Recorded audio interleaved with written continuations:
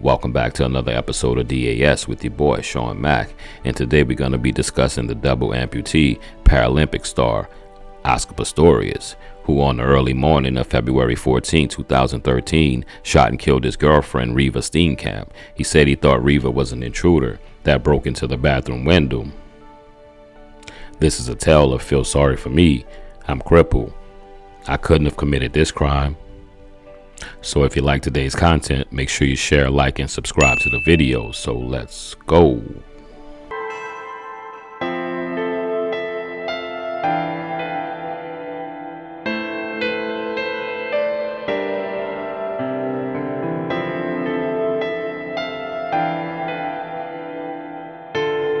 This is Oscar Pistorius' version of events he provided in an affidavit to the courts. By about 10 o'clock on February 13, 2013, we were in our bedroom. She was doing her yoga exercises.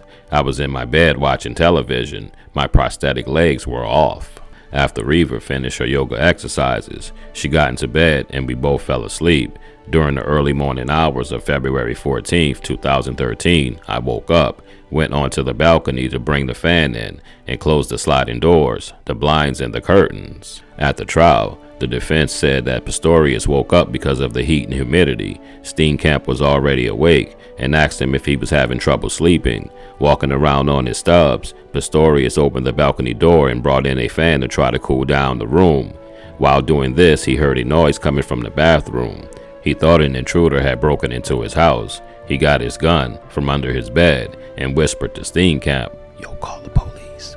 Back to Pistorius' tale of events.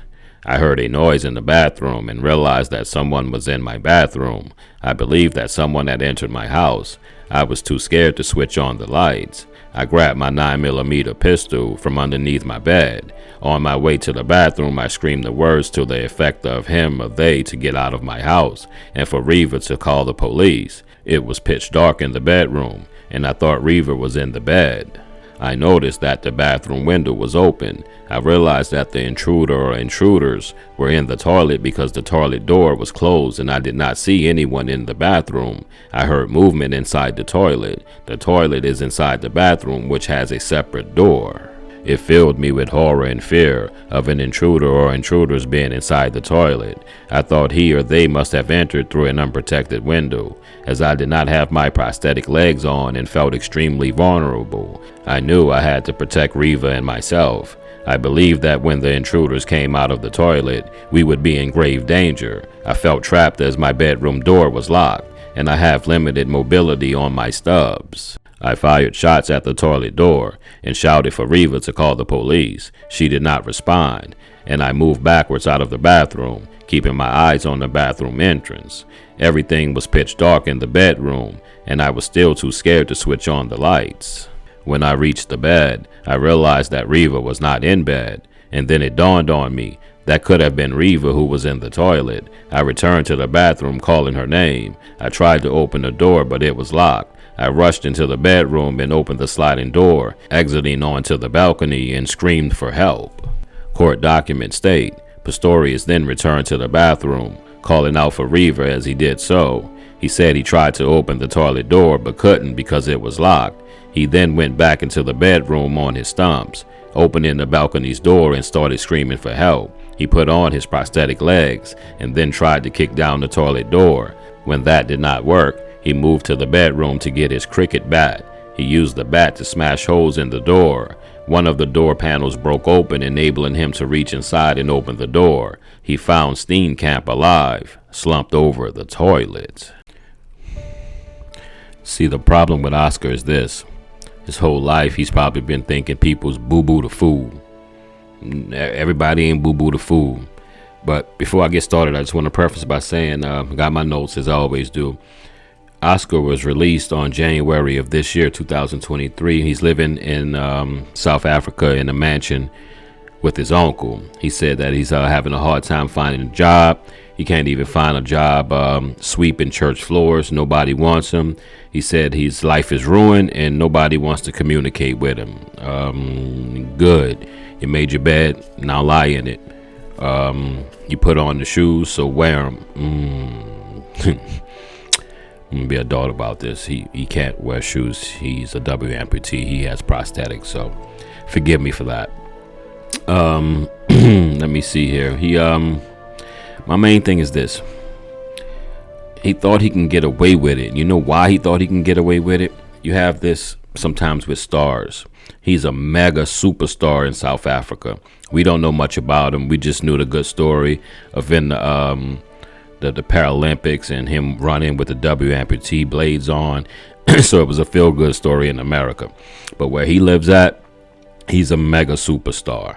That's how he was able to get such a beautiful young lady in REEVA. But he thought he can get away with it, especially something that stood out to me while he was in trial. He said, it was in the affidavit, I didn't have on my prosthetic legs. I felt extremely vulnerable. He thought that would play well to the jury. He really thought that would play well to the jury, saying, well, I'm on my stubs. It's dark. I'm vulnerable. I'm a double amputee. I didn't have my prosthetic legs on. He thought that would play really, really, really, really extremely well, and people would feel his pain. But little do he know, like I said, people that are rich, sometimes they put these blinders on and they think everyone sees them for something that they're not. Dude, you're a regular human being. You just happen to have the your lower body missing 2 legs. You still can do evil just like everyone else. You get what I'm saying? But he really thought, he tried to play off of that. It was dark. I'm a double amputee. I didn't have my legs on. They still got you, bro. Now this he wound up doing, it's 2024. He went 13. He wound up doing 9 years. They gave him 15 years, then 13 years. Then they went to what would be called like the Supreme Court in South Africa. Then had a retrial and he got convicted again. But he wound up doing 9 years in jail. And as I said, he just got out in January of 2023. I'm going to say something. If I was in his shoe, no, I ain't going to say that again. If I was him, this how this should have went and should have played out that night, being that I am a licensed gun carrier in America. But this is how this should have played out. I go outside to get the fan. I hear noises.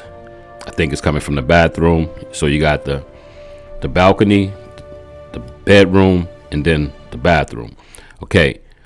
I hear something. I'm going to call for my wife or my girlfriend, and I'm going to check on her. And I'm going to wait. If I call her name and be like, call the cops, I think I hear something. First, I'm going to make sure it's not her, because I'm not going to just jump to, I think someone broke into my house, right? I'm going to check and see if my girlfriend is there or my wife. If she's not in bed, obviously it has to be her. I'm not just going to go fire recklessly into the bathroom. They call it the toilet, but I'm not going to go fire recklessly into the toilet or bathroom. That's just common sense. I mean, that's just super common sense. So I'm not sure why he thought he can get away with that. Like I say, he think everyone's boo-boo the fool. If you hear a noise and in between where the noise is coming from is your loved one, you're going to not just grab your gun and go there. You're going to check. And if you tell her, call the cops, or you think you hear something, you're going to make sure she answer you back, right? You got to make sure you hear something just to make sure it's not her. That's how you know he was lying. Thought he can play off of people's emotions because of his state that he's in physically. But everyone's not boo-boo the fool. I'm not going to keep you long. I'm going to get on out of here. Let me see what else notes I got. Like I said, he was found guilty and culpable. Oh, this is what gets me. When you do your research, you realize the violent history that he had. It's just not his first incident. That's why he got years tacked on to his sentencing. I think he only got 5.5 for the murder of REEVA Steenkamp. But he had one charge of reckless endangerment for shooting a gun in a restaurant. Where they do that at? He shot off a gun and let off some rounds in a restaurant. Don't know why. Don't know what happened. They just say that was something that else he was charged with. He had 2 other charges for possessing illegal ammunition and for firing a gun through the sunroof of his car. To me, that shows some signs of past violence, which means he liked busting that gun off. So he thought he might be able to get rid of the problems with him and REEVA. They had some issues going on that they talked about in the trial, but some people downplayed it. But the long story short, you kill your girlfriend and you have a history of violent crime. And as far as him not be able to find a job, good.